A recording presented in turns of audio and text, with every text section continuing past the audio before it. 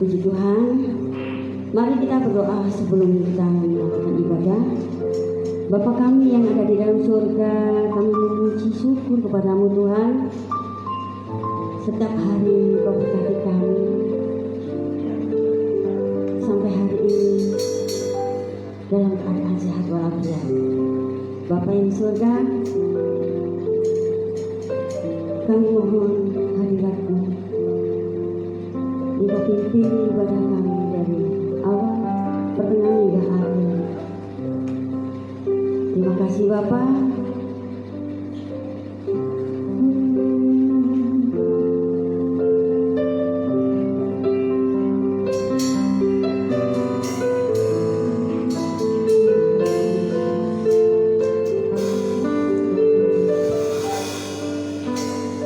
Roh Kudus, Kau hadir di sini.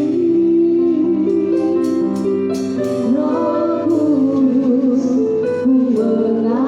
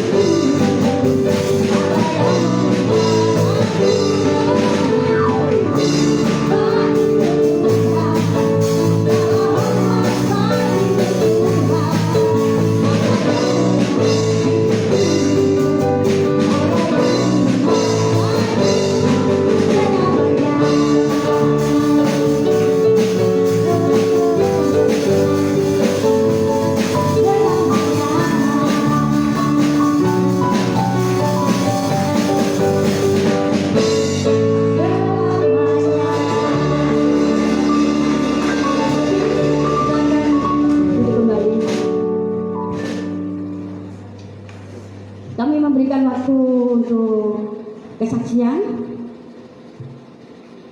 kebaikan Tuhan dalam kehidupan kita. Amin. Terima kasih.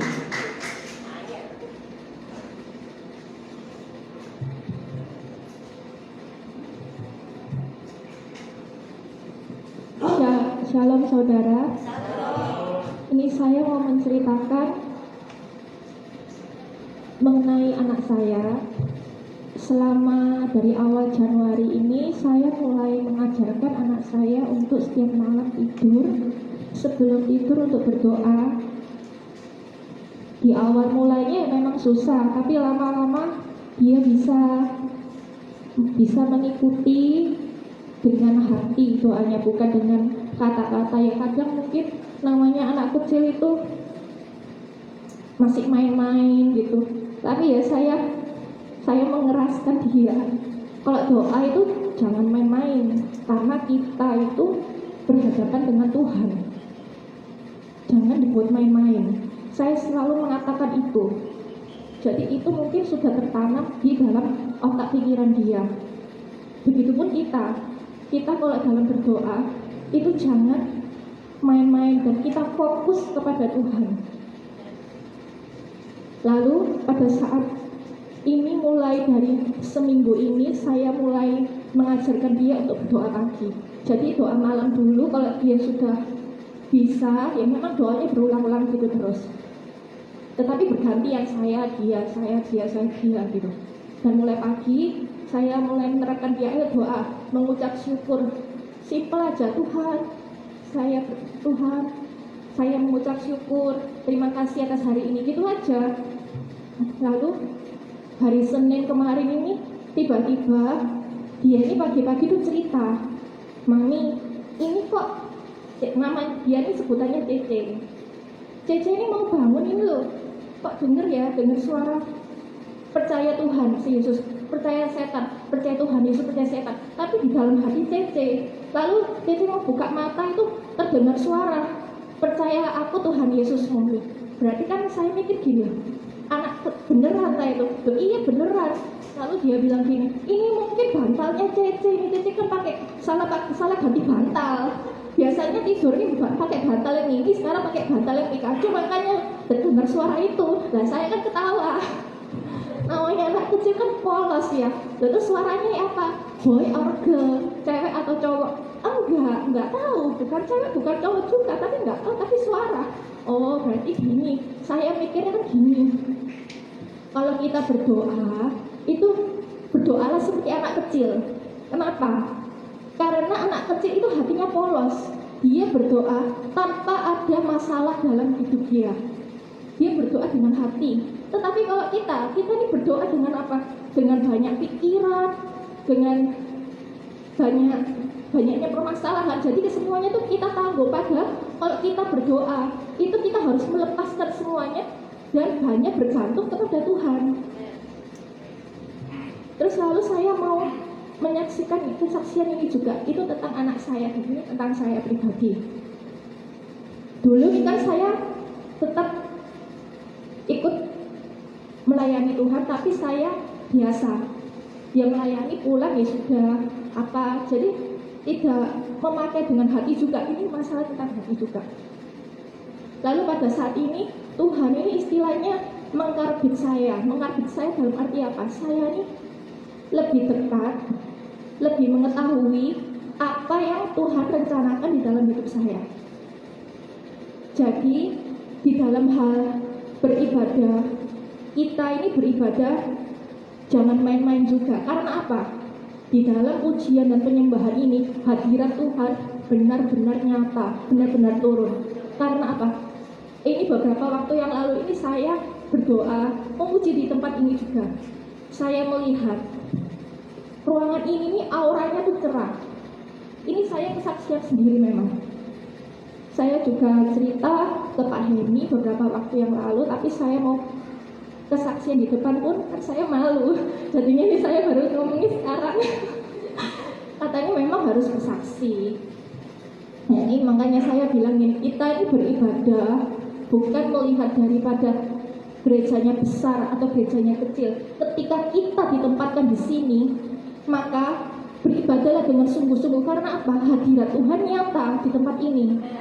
Dengan pujian, penyembahan firman Tuhan, kita harus serius. Karena apa? Kita berhadapan dengan Allah yang Maha Kudus. Dan juga satu hal lagi, kenapa di dalam gereja ini kita harus serius? Ibaratnya gini, kita di dalam gereja dan juga di luar itu banyak sekali virus itu istilahnya apa? Dosa. Kita ini tidak tahu, kita ini di dalam gereja ini istilahnya itu dibersihkan dari Tuhan. Kita gini, secara gambarnya gini, kita memasuki bilik disinfektan, tahu ya, yaitu seperti itu. Ketika kita gereja ini seperti bilik disinfektan, di luar tuh banyak virus apa? Virus setan-setan yang berkeliaran di luar sana, yang merasuki pikiran kita. Jadi kita ini masuk dalam bilik itu, kita tuh dibersihkan dari Tuhan. Kita di dalam gereja ini, kita menyembah, kita berdoa, kita mengenal Tuhan melalui firman. Kita nih dibersihkan di dalam ini. Otak kita tuh dibersihkan supaya kita mengenal Tuhan. Lalu ketika kita keluar dari gereja, nah itu kita sudah perangan lagi. Makanya di dalam gereja ini kita harus fokus. Atau entah itu ikut dengan firman Tuhan. Kita di dalam pikiran kita ini selalu ada yang menusuk. Oh, nanti ini makan apa ya? Nanti mau pergi kemana ya?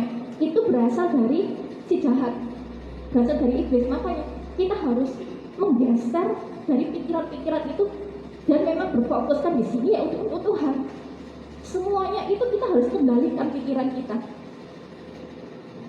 Jadi saya berdoa, saya dapat hikmat, nggak tahu dari bilik disinfektan ini.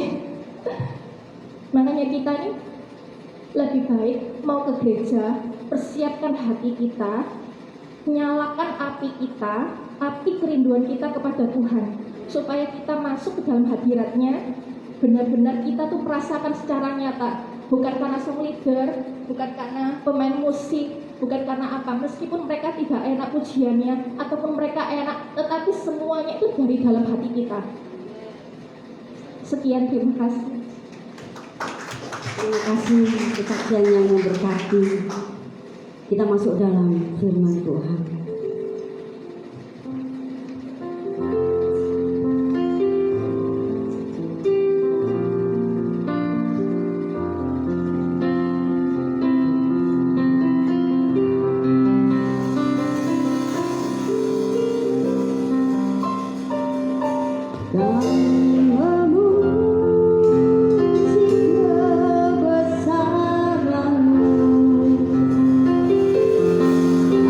Ajaib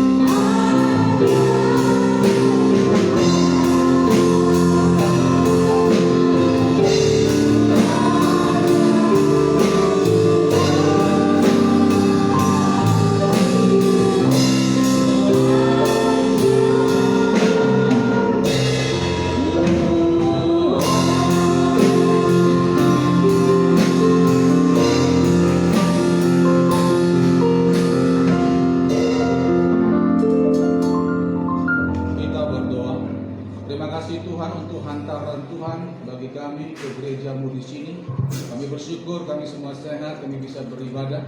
Lebih bersyukur lagi kami akan dengarkan nasihat Tuhan. Kami tahu kebenaran tertinggi dalam hidup kami adalah firman Allah yang sanggup menuntun, mengubahkan dan menyelamatkan kami. Terima kasih Bapa, kami siap terima nasihat-Mu. Dalam nama Yesus, haleluya. Amin. Silakan duduk saudara. Shalom Bapak Ibu. Baik, kita akan belajar firman Tuhan. Buka bersama dengan saya Yohanes pasal 10 ayat yang ke-10. Yohanes pasal 10 ayat yang ke-10. Kita akan belajar, ada satu isi hati Tuhan di sini untuk kita perhatikan baik-baik.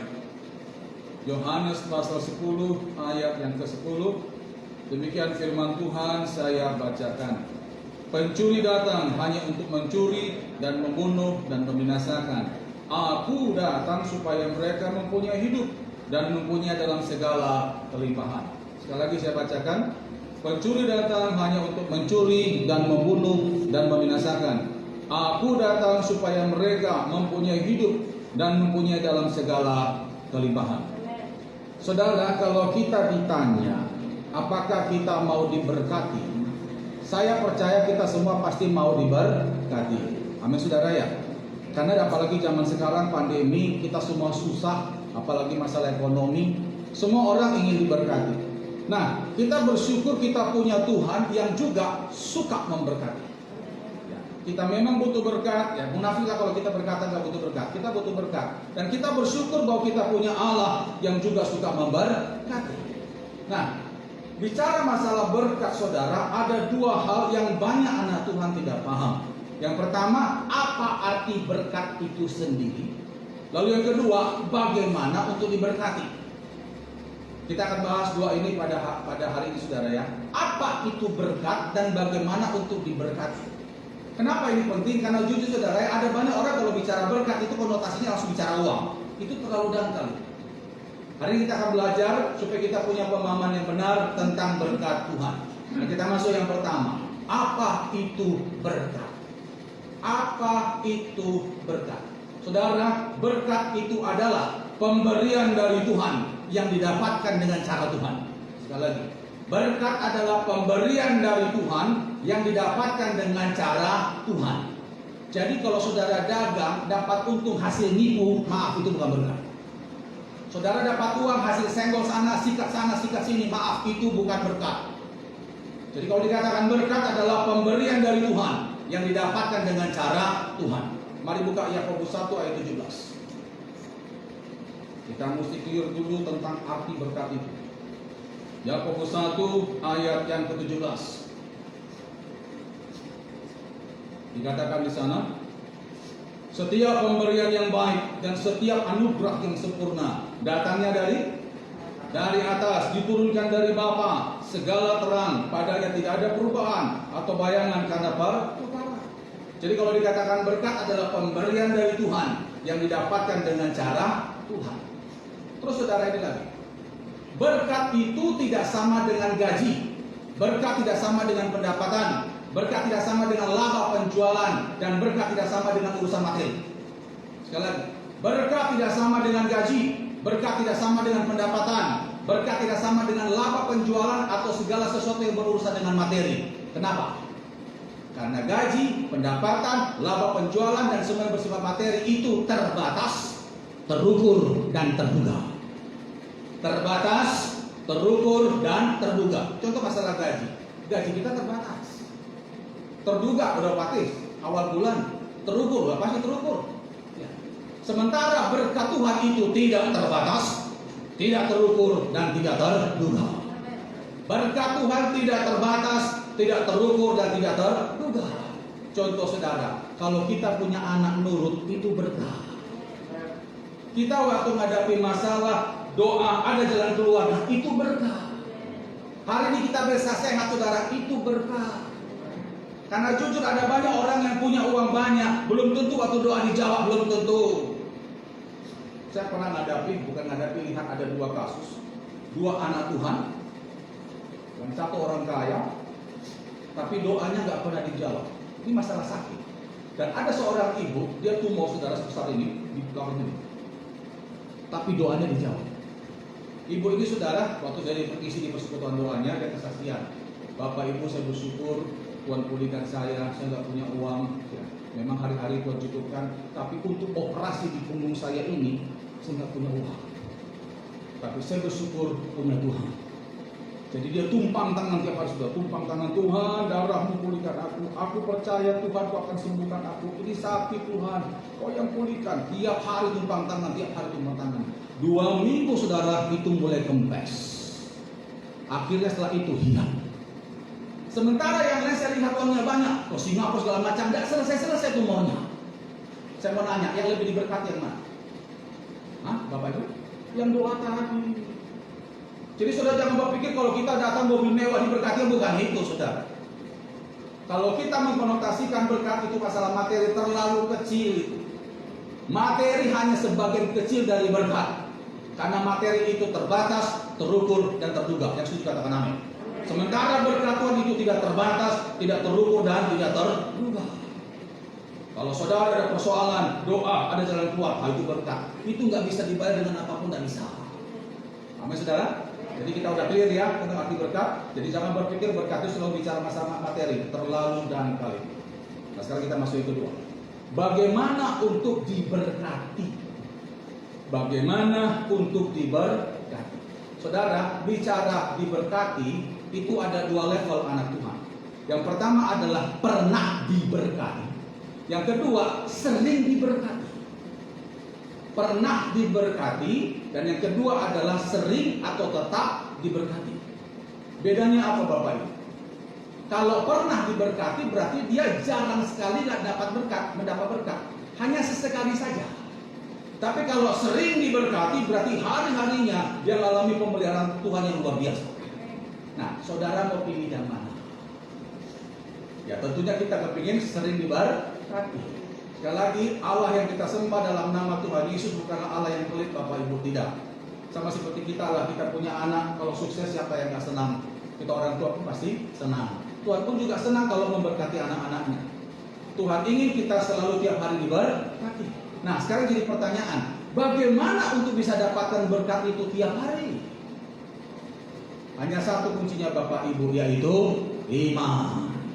Yang membuat mata yang mempunyai sorga tertuju padamu dan akhirnya memelihara engkau dan menjangkau engkau dengan kuasanya. Hanya satu, yaitu iman. Buka Ibrani 11 ayat yang ke-6. Tidak ada yang membuat Tuhan akhirnya tertarik ke kita selain daripada iman itu sendiri. Tidak ada kekayaan sorga turun karena yang lain. Hanya satu, karena iman. Ibrani 11 ayat yang ke-6, perhatikan. Dikatakan di sana, tetapi tanpa iman tidak mungkin orang apa saudara? Berkenan kepada Allah. Sebab barang siapa berpaling kepada Allah, ia harus percaya bahwa Allah ada dan bahwa Allah memberi upah kepada orang yang sungguh-sungguh mencari Dia. Upah itu hanya diberikan kepada mereka yang sungguh-sungguh. Itulah yang dikatakan punya iman. Buka lagi 2 Tawarin 16. Kita hari ini banyak buka ayat saudara ya pagi ini pengajaran. 2 Tawarin 16 ayat yang ke-9a. Kita mau lihat di sini pernyataan Nabi Hanani kepada Raja Asa. 2 Tawarin 16 ayat 9a dikatakan di situ, karena mata Tuhan menjelajah seluruh bumi untuk melimpahkan kekuatannya kepada mereka yang bersungguh hati terhadap Dia. Tuhan lihat kita hari ini yang beribadah di GPI House of Blessing. Dia lihat satu persatu. Tapi berkatnya tidak diberikan ke semua. Berkatnya diberikan kepada siapa saudara? Yang bersungguh hati terhadap Dia. Itu namanya iman. Jadi sekali lagi saudara ya, yang membuat kita bisa nanti selalu diberkati adalah iman. Amin Bapak Ibu. Nah sekarang jadi pertanyaan, sudahkah kita punya iman itu? Saudara, iman itu bukan feeling ya. Iman itu bukan dirasa-rasa. Saya rasa sudah punya iman, bukan itu. Banyak sekali kalau kita tanya apa kalau punya iman, oh saya punya iman. Buktinya apa? Saudara, iman itu bukan cuma sekedar kata-kata. Iman itu bukan cuma sekedar dirasa, bukan dipikir enggak. Iman itu harus nyata lewat sikap. Buka Yakobus 2. Yakobus 2. Ini pengajaran dasar. Yakobus 2 ayat 17.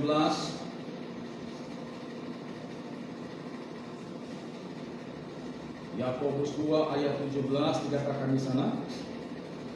Demikian juga halnya dengan iman. Jika iman itu tidak disertai apa, saudara?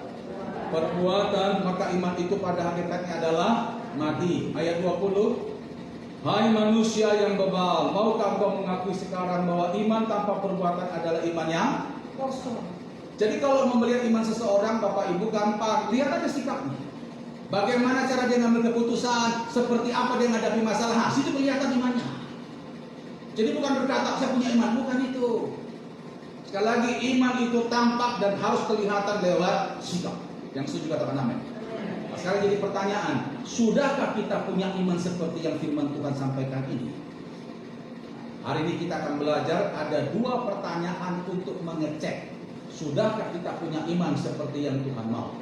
Sekali lagi, kalau engkau ingin mengalami berkat Tuhan tiap hari, Bapak Ibu, kuncinya yang satu, yaitu iman. Iman itu bukan bicara, bukan retorika, bukan ucapan, tapi nyata. Hari kita akan lihat, sudahkah iman kita itu nyata? Sudahkah iman kita itu tampak lewat sikap kita? Ada 2 pertanyaan. Yang pertama, sampai sejauh mana Anda butuh Tuhan? Sampai sejauh mana Anda butuh Tuhan? Saudara, kalau ditanya apakah kita butuh Tuhan? Ya, kita butuh Tuhan. Tapi kalau ditanya lagi sampai sejauh mana? Nah, itu beda. Sampai sejauh mana, sampai seperti apa butuhnya engkau dengan Tuhan, itu beda. Ada orang yang datang ke Tuhan pas waktu ada masalah saja. Ada yang datang ke Tuhan pas waktu sakit aja. Ada yang datang ke Tuhan, dia butuh Tuhan karena gak ada orang yang mau terima dia. Tapi ada yang butuh Tuhan karena dia tahu tanpa Tuhan dia mati sudah. Ada. Nah, saudara yang mana? Ada seorang anak muda bertanya kepada seorang pendeta. Mungkin saudara tahu ilustrasi. Anak muda itu bilang begini, Pak Pendeta, Bapak bisa kasih gambaran nggak ke saya seperti apa saya harus butuh Tuhan? Seperti apa gambaran saya itu butuh Tuhan, Pak? Pak Pendeta mungkin bisa jelaskan. Lalu pendeta tidak langsung jawab. Pendeta berkata, oke, kalau kamu ingin tahu itu, ikut saya ke kamar mandi. Dibawalah anak muda itu ke kamar mandi. Lalu dia berkata kepada anak muda itu, anak muda, tolong isi bak mandi ini dengan air sampai penuh. Tidak diisi, saudara, ya. Setelah penuh, lalu pendeta berkata sama anak muda itu, nah sekarang coba kamu lihat bayangan wajahmu di atas permukaan air itu. Ini ibarat bak mandi, saudara, ya. Nah, anak muda itu begini. Begitu dia begini, pendeta langsung tekan kepalanya, masuk ke dalam air, saudara. Itu anak muda otomatis berontak. Nah, pendeta tahan 2 detik, saudara. Habis itu dilepas. Begitu dilepas, si anak muda marah. Papa pendeta, kenapa tekan kepala saya? Terus pendeta bilang, sebentar. Tadi waktu saya tekan kepalamu, kenapa kamu berontak? Ya jelas berontak lah, Pak. Gimana saya gak berontak? Saya gak bisa bernapas. Sebentar, kata pendeta. Waktu saya tekan kepalamu tadi, apakah kamu mikirkan keluargamu? Kamu mikirkan kerjaanmu? Kamu mikirkan karirmu? Atau yang lain? Ya tidak, Pak. Saya cuma berpikir bagaimana saya bernapas. Pendeta berkata, seperti itu kau butuh Tuhan. Bapak Ibu ngerti ilustrasi ini? Bagi anak muda tersebut, kebutuhan akan udara waktu diterupkan kepalanya di air itu adalah penting dan mendesak. Penting dan mendesak, gak bisa ditunda, saudara. Seperti itulah kita butuh Tuhan. Jujur, saudara, ya, jujur, banyak orang menganggap hal rohani hanya sebatas penting, tapi gak begitu mendesak. Contoh, saya sering konseling jemaat. Biasanya kalau udah cerita masalah segala macam, nanti saya akan cari masalah rohani dulu. Karena bagaimanapun persoalan tidak akan selesai kalau hubungan dengan Tuhan itu gak bagus, sudah pasti. Saya tanya, Bapak Ibu, kira-kira doa itu penting gak, Pak? Saya tanya begitu. Oh, penting, Pak Nasor, penting. Tiap hari doa enggak? Enggak. Baca Alkitab penting gak, Bu? Oh, penting, Pak Nasor, penting. Tiap hari baca Alkitab enggak? Enggak. Jadi dia hanya tahu masalah firman, doa, ibadah itu penting, tapi gak begitu harus untuk dilakukan. Seperti itu mau diberkati, yang jelas. Kita kepingin sesuatu yang luar biasa, sementara saat teduh pun tidak ada. Bagaimana mau diberkati? saya Oktober lalu sakit sudah. Masuk rumah sakit, memang salah saya. Hipertensi sama gula darah tinggi, hampir mati saya kemarin.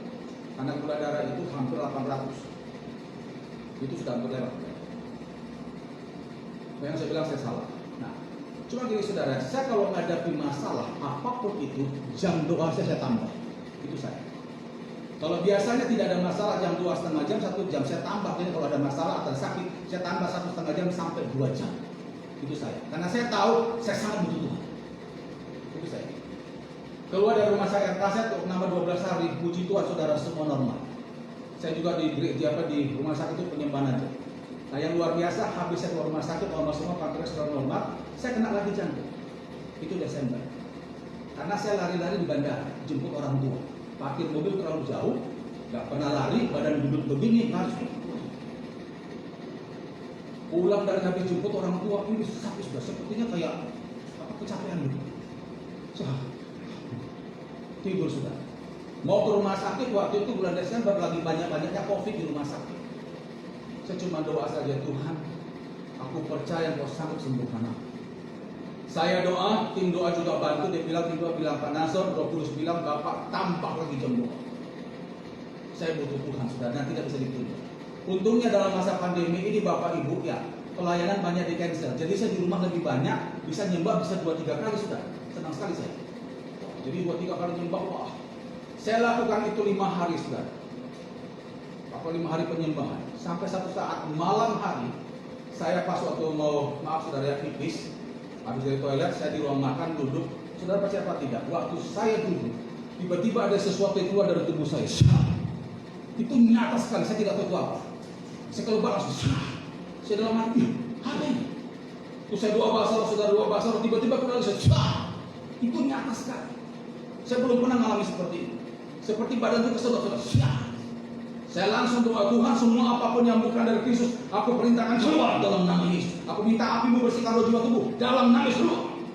Habis itu urapan Tuhan turun sudah. Habis itu sudah saya tidur.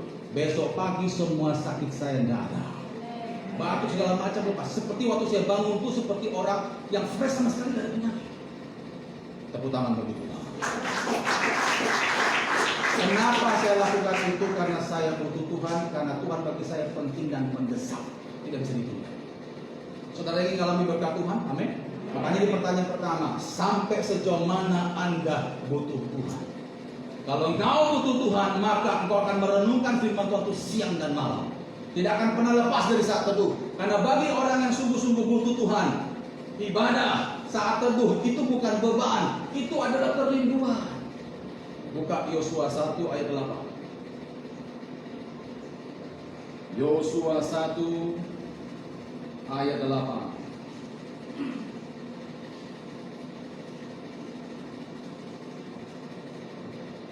Dikatakan di sana, janganlah engkau lupa memperkatakan kitab Taurat ini, tetapi renungkanlah itu siang dan malam, supaya engkau bertindak hati-hati sesuai dengan segala yang tertulis di dalamnya. Sebab dengan demikian perjalananmu akan berhasil dan engkau akan beruntung.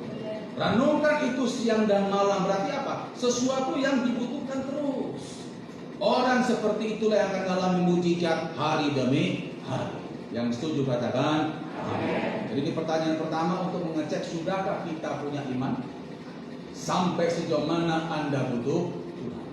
Pertanyaan yang kedua, yang terakhir adalah sampai sejauh mana Anda berkorban bagi Tuhan? Sampai sejauh mana Anda berkorban bagi Tuhan? Saudara, korban di sini bukan bicara duit, kantong kolektif, tidak, itu kecil. Korban di sini bicara hidup kita ke Tuhan. Orang yang sungguh-sungguh beriman, dia akan mempersembahkan hidupnya, tubuhnya ini ke Tuhan sebagai persembahan yang kudus dan yang berkenan di hadapan Tuhan. Buka Roma 12 ayat yang pertama. Jadi bukti kalau kita sungguh beriman, yang pertama tadi, sampai sejauh mana Anda butuh Tuhan. Yang kedua, sampai sejauh mana Anda berkorban bagi Tuhan. Roma 12 ayat 1. Demikian firman Tuhan, saya baca. Karena itu saudara-saudara, demi kemurahan Allah, aku menasihatkan kamu supaya kamu mempersembahkan tubuhmu sebagai persembahan yang hidup, yang kudus, dan yang berkenan kepada Allah. Itu adalah ibadahmu yang sejati. Persembahan yang berkenan di hadapan Tuhan adalah hidup kita, tubuh kita ini. Nah, pertanyaannya, sudah sejauh mana Anda korbankan itu untuk Tuhan? Sudahkah kita memberikan hidup kita ke Tuhan, Bapak Ibu? Memberikan hidup ke Tuhan itu bukan bicara pelayanan, bukan karena kita sudah khotbah, tidak. Ada 4 pertanyaan simpel untuk mengecek, sudahkah kita mempersembahkan hidup kita ini ke Tuhan? Yang pertama, sampai sejauh mana Anda berjuang mengampuni orang yang menyakiti Anda? Sampai sejauh mana Anda berjuang untuk mengampuni orang yang menyakiti Anda? Kita kalau mengampuni saudara itu korban. Perasaan kita korbankan. Kita harus mau balas, kita nggak balas. Kenapa? Untuk kemuliaan Tuhan. Itu korban.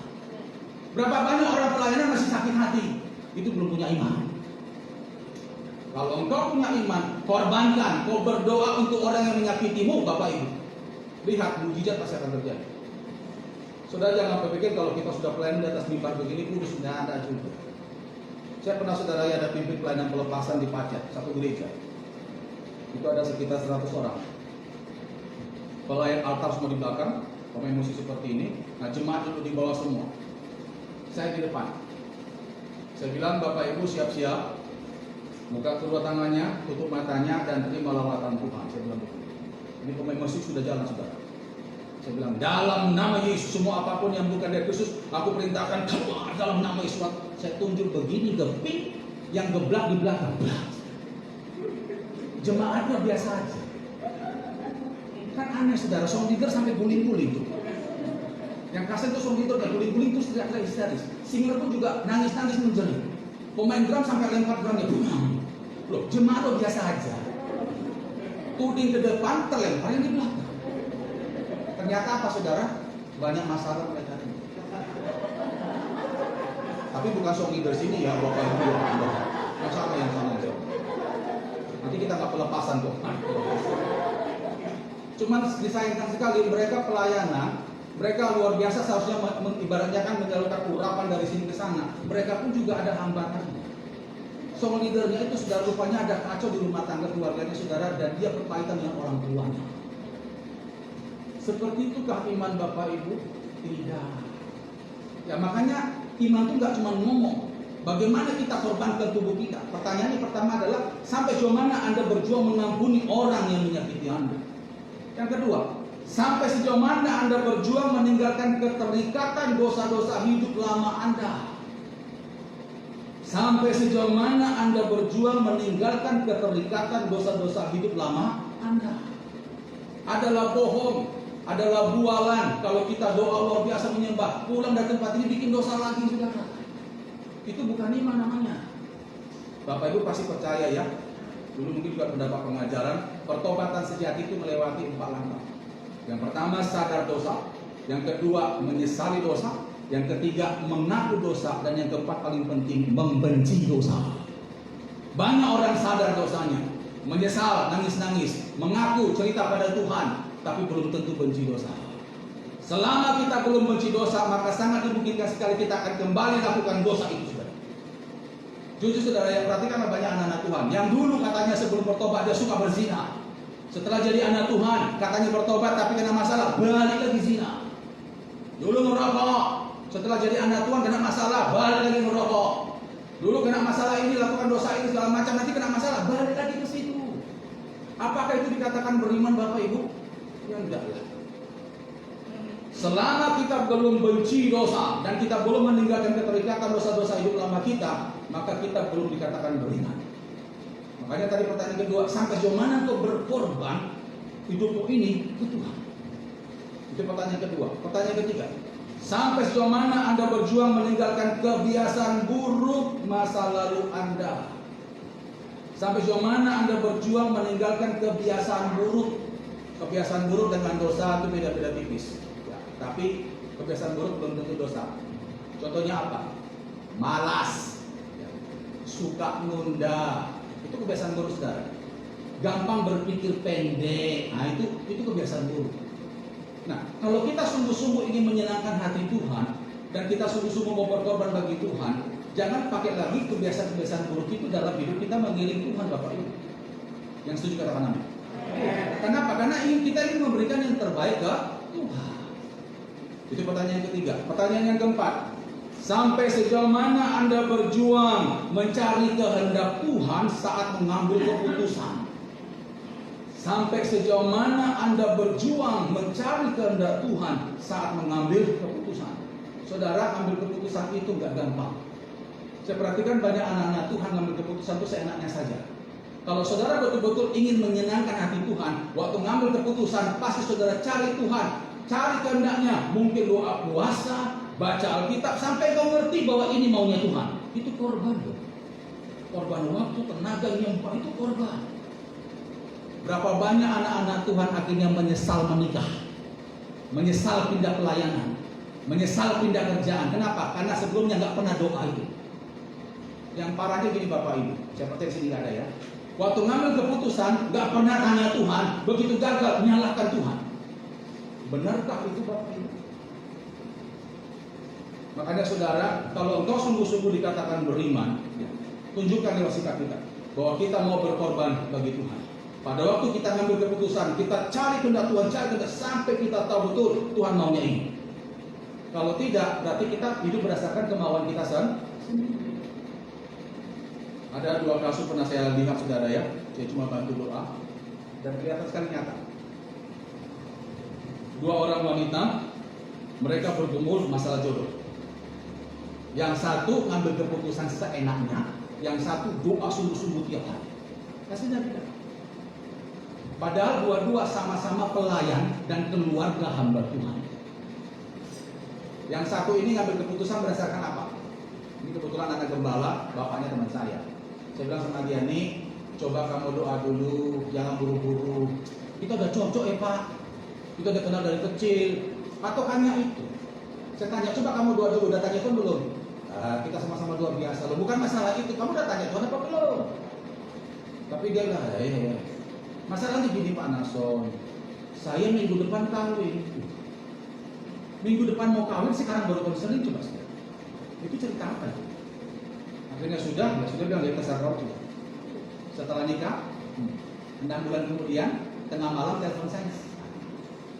Singkat cerita saudara, ternyata lakinya ini pegang kuasa gelap, mau nyantet bapaknya. Jadi kedengaran itu waktu malam-malam, si perempuan ini waktu tengah malam nggak bisa tidur, tapi matanya nutup. Suaminya pikir dia sudah tidur. Nah suaminya telepon guru spiritualnya dia. Waktu pacaran katanya sudah nggak ada hubungan, ternyata apa? Masih nyambung. Si suaminya waktu nelfon kedengaran sama si istrinya, bos, aku minta jimat deh. Aku udah bosan sama hari ini.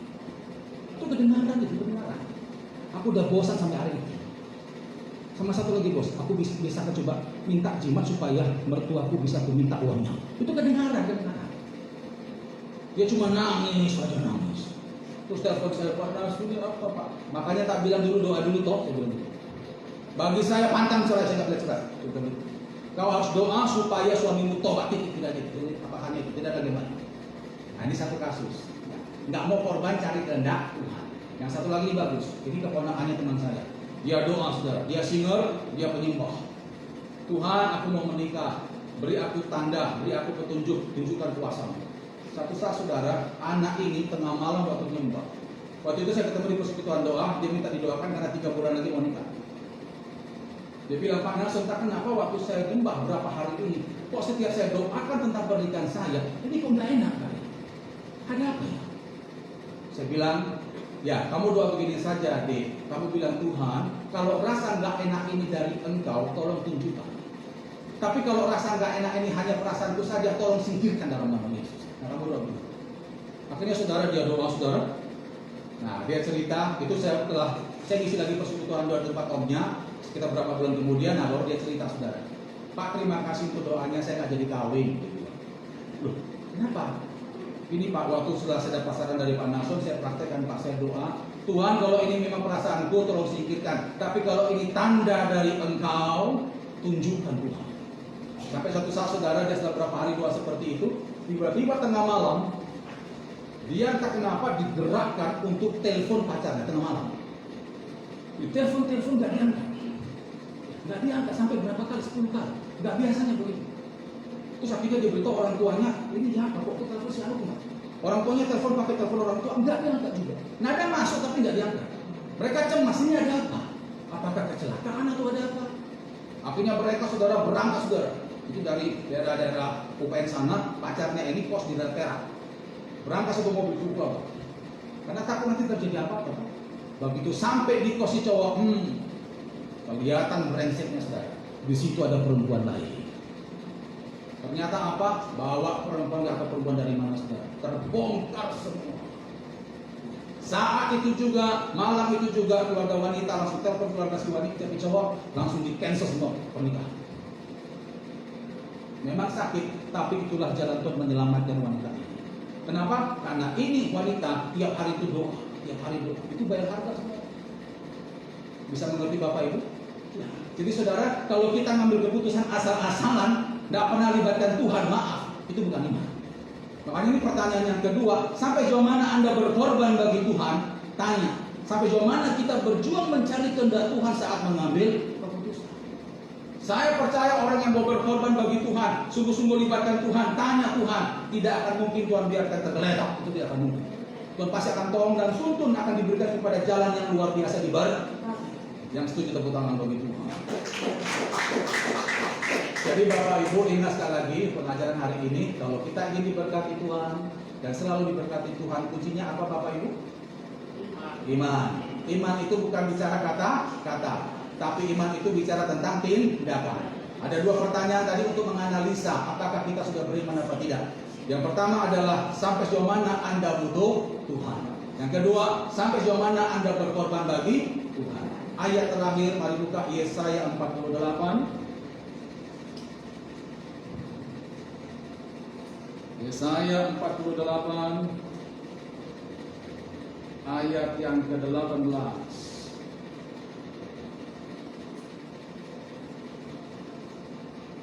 Yesaya 48 ayat 18 dikatakan di sana, sekiranya engkau memperhatikan perintah-perintahku, maka damai sejahteramu akan seperti sungai yang tidak pernah kering, dan kebahagiaanmu akan terus berlimpah seperti gelombang-gelombang laut yang tidak pernah berhenti. Kalau kita perhatikan perintah Tuhan, kita rajin ibadah, saat teduh pribadi apalagi ya, karena kita butuh Tuhan. Dan perintah Tuhan itu bukan sesuatu yang hanya penting, tapi mendesak, gak bisa ditunda. Dan bagi kita harus berikan yang terbaik ke Tuhan, karena Tuhan sudah berikan yang terbaik ke kita. Makanya pemberian yang terbaik dari kita ke Tuhan apa? Hidup kita sendiri. Kalau saudara lakukan itu, ikuti perintah Tuhan. Alkitab tadi katakan apa? Berkat Tuhan, damai sejahtera Tuhan, pemeliharaan Tuhan tidak akan pernah berhenti. Seperti gelombang laut di lautan sana, tidak pernah berhenti. Makanya saudara, kalau saudara ingin selalu diberkati Tuhan, miliki iman. Tundukkan kepala, dengan sikap doa kita datang kepada Tuhan. Saya undang rekan hamba Tuhan di musik, worship leader sehingga bisa ambil tempat. Biarkan keyboard mengiringi saat teduh kita sejenak. Jemaat, tundukkan kepala, tutup mata, masing-masing berdoa secara pribadi. Pada waktu saudara tundukkan kepala dan tutup mata, di situ hanya engkau dan Tuhan yang ada. Tidak ada orang lain di sana. Disitulah kita harus jujur di hadapan Tuhan. Kita ini pernah diberkati Tuhan atau sering diberkati Tuhan? Kalau saudara sering diberkati Tuhan, itu puji Tuhan. Tuhan tahu imanmu luar biasa. Tapi kalau sampai hari ini engkau sulit sekali dapatkan berkat Tuhan, ingat pengajaran pagi hari ini Bapak Ibu. Bukannya Tuhan pelit, tidak. Tuhan yang kita sembah adalah Tuhan yang suka memberkati. Tadi firman Tuhan katakan bahwa di dalam aku ada kelimpahan. Akulah pintu itu. Hanya saja saudara, untuk mengalami berkat pemberian Tuhan, kuncinya hanya satu, yaitu iman. Tanpa iman maka kekuatan sorga tidak akan turun atasmu Bapak Ibu. Dan iman itu tadi kita sudah dapatkan. Itu bukan bicara kata-kata, bukan bicara feeling, perasaan, tidak, tapi tindakan yang nyata. Sudahkah kita sungguh-sungguh membutuhkan Tuhan? Sudahkah kita anggap kebutuhan akan Tuhan itu penting dan mendesak, tidak bisa ditunda? Sudahkah kita memberikan hidup kita ini ke Tuhan sebagai bukti pengorbanan kita ke Tuhan? Tanya itu pada diri saudara masing-masing. Kalau engkau belum melakukan itu Bapak Ibu, maka tidak heran engkau sulit diberkati Tuhan. Saya hanya bisa berdoa dan berharap mulai hari ini, marilah kita sebagai orang anak Tuhan, kita sungguh-sungguh butuh Tuhan. Kita menganggap firman Tuhan dan semua hal rohani itu sesuatu yang penting dan mendesak, tidak bisa lagi ditunda. Dan mulai hari ini mari kita persembahkan tubuh kita sebagai persembahan yang hidup berkenan di hadapan Tuhan. Terima kasih Bapak untuk pengajaran pada pagi siang hari ini. Hamba sudah sampaikan apa yang Tuhan mau dan hamba sangat terbatas Tuhan. Hamba serahkan kembali kepada Engkau Allah Roh Kudus yang tidak terbatas. Teruskan firman-Mu sehingga kami sungguh-sungguh boleh menjadi orang-orang yang memang layak dan senantiasa diberkati oleh Tuhan. Terima kasih Bapa di sorga. Terima kasih Tuhan. Segala puji, hormat, kemuliaan hanya bagi nama Tuhan Yesus Kristus saja. Di dalam nama Yesus, haleluya. Amin. Tepuk tangan bagi Tuhan. Semua diberkati Tuhan. Amin. Kami dari GPI House of Healing mengucapkan terima kasih kepada Bapak Evangelis Nason. Kita lihat pengumuman ya.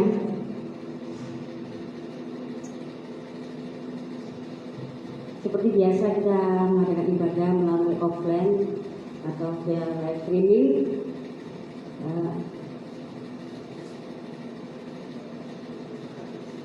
Ibadah juga dapat diikuti melalui akun Facebook Rumah Pemulihan, Instagram Rumah Pemulihan H2O. Siaran ulang dapat dilihat melalui akun YouTube Rumah Pemulihan House of Healing H2O.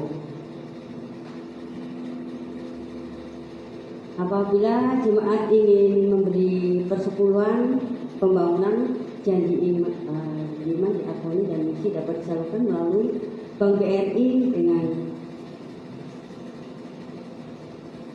dan apabila jemaat ini memberikan persembahan ada kotak persembahan di belakang dapat diberikan juga melalui Bank BCA dengan rekening Bapak ini atas nama Bapak ini. Mari kita bangkit berdiri, kita berkatakan pengakuan iman.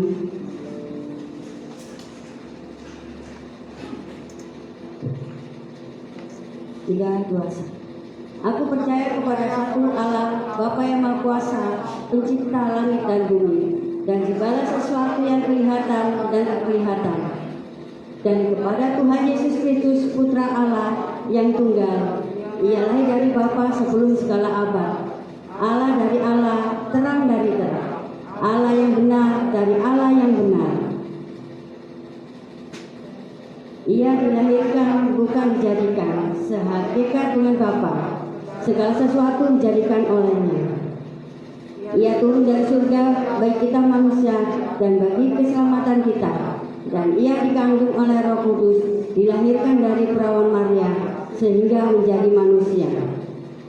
Ia disalibkan bagi kita pada pemerintahan Pontius Pilatus. Ia mati di dalam penderitaan dan dikuburkan. Pada hari ketiga ia bangkit menurut kitab suci.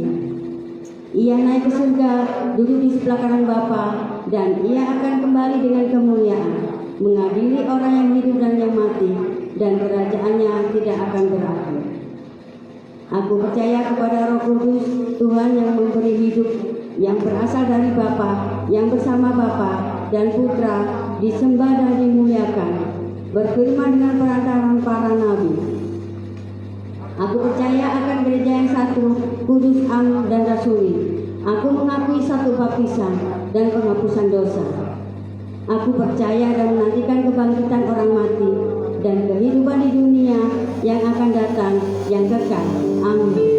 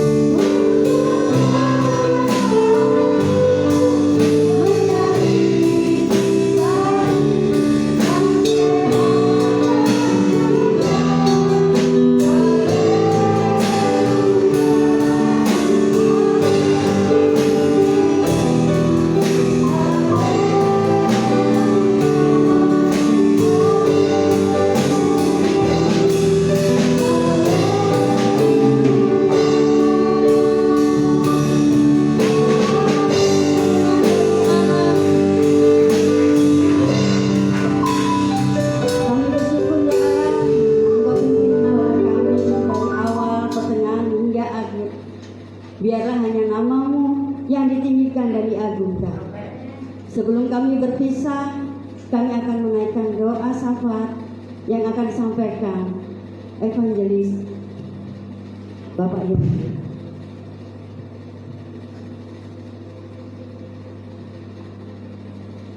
Kami bersyukur Tuhan atas kasih dan kemurahan sudah Kau berikan buat kami. Di mana Kau sudah kumpulkan setiap jemaat-Mu ada tempat ini Tuhan. Itu satu kemurahan yang Kau berikan dalam kehidupan kami. Terima kasih ya Tuhan, Kau telah beri kekuatan, kesehatan yang baik untuk kami tetap bisa beribadah bersama-sama. Kami yang tidak percaya Tuhan, penyertaan-Mu sungguh luar biasa, menuntun, membimbing, melindungi, memberikan kekuatan buat setiap kami, untuk kami semakin kuat di dalam Engkau. Terima kasih ya Tuhan, kami serahkan dalam tangan-Mu untuk jemaat-jemaat ini yang pada saat ini Tuhan tidak bisa hadir bersama-sama dengan kami. Tuhan, kami serahkan dalam tangan-Mu. Kami tidak tahu apa yang mereka alami Tuhan, tapi kami tahu Tuhan Engkaulah Tuhan dan Juru Selamat kami yang sanggup menolong, memberikan kekuatan, memberikan pertolongan. Kalau mereka yang sakit Tuhan, Kau jamah, Kau berikan pertolongan Tuhan, mujizat Kau nyatakan dalam kehidupannya, sehingga dia bisa bersama-sama dengan kami kembali minggu depan di tempat ini Tuhan, dan bisa memuliakan Engkau. Terima kasih Tuhan, kami serahkan dalam tangan-Mu, kasih menyertai buat setiap anak-anak-Mu. Terima kasih Bapa, kami serahkan juga untuk hamba-Mu yang sudah menyampaikan firman-Nya Tuhan.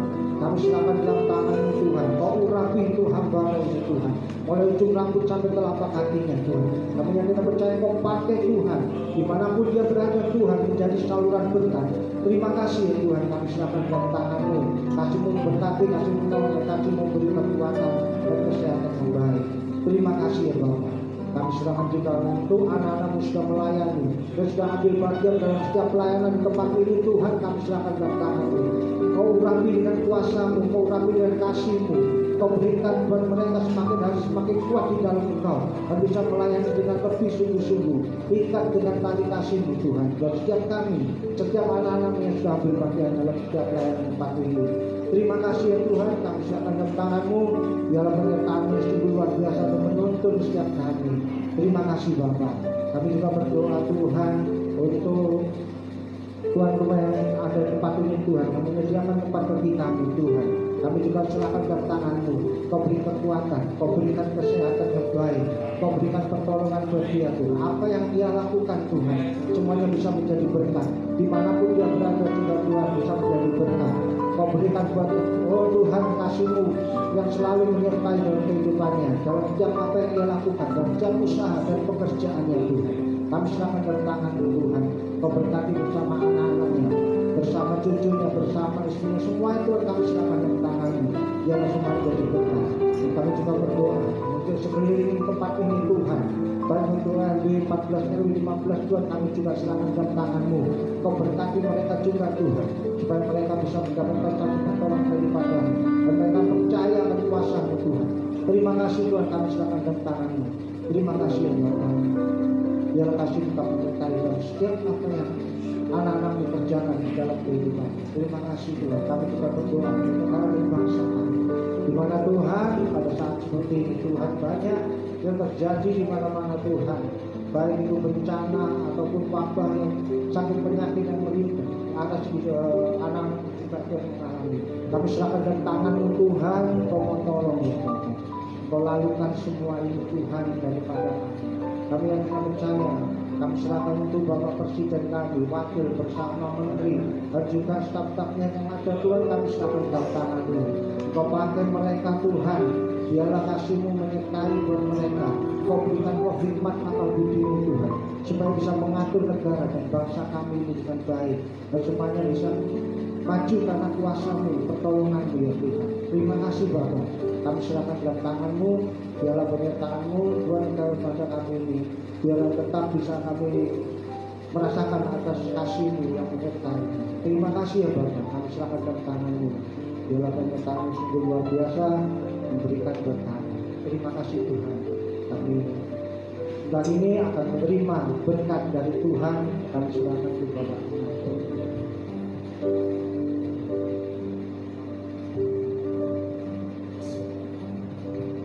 Terima kasih untuk semua campur tangan Tuhan dalam ibadah kami, dari awal hingga selesainya. Kami boleh merasakan jamahan dan kuasa Tuhan di tempat ini. Terima kasih Bapa, sempurnakan pujian, sempurnakan kehadiran boleh kami rasakan pada pagi siang hari ini Tuhan. Sempurnakan semua doa-doa yang sudah kami naikkan dan kuduskan persembahan yang sudah akan diberikan, bikin juga firman yang sudah disampaikan. Biarlah seluruh ibadah kami pada hari ini boleh naik ke tahta-Mu yang kudus, menjadi persembahan yang harum menyenangkan hati Tuhan. Sebentar kami akan kembali ke tempat masing-masing melakukan tugas aktivitas masing-masing. Tuhan, kami butuh berkat-Mu. Oleh karena itu kami membuka kedua tangan kami.